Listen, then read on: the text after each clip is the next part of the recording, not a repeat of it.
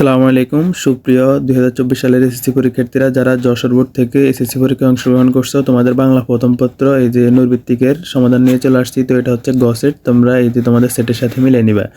তো এখানে এক নাম্বার হচ্ছে মমতাদির হয়তো বেতন আশা করেছিল 12 টাকা। আচ্ছা, এই যে 2 নাম্বারটা হবে, এটা হচ্ছে সঠিক উত্তর খ।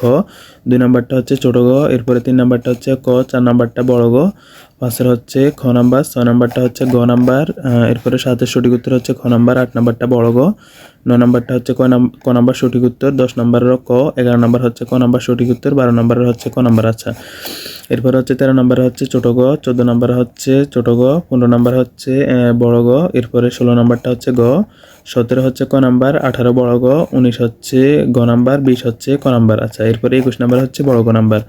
আচ্ছা, এরপরে 22 নাম্বারটা হচ্ছে ঘ, এরপরে 23 নাম্বারটা হচ্ছে খ নাম্বার, 24 হচ্ছে ক নাম্বার, 25 নাম্বারটা খ নাম্বার, 26 বড় গ, 27 নাম্বার হচ্ছে ক, এরপরে 28 নাম্বারটা হচ্ছে বড় গ, 29 হচ্ছে খ, 30 নাম্বারটা হচ্ছে খ নাম্বার।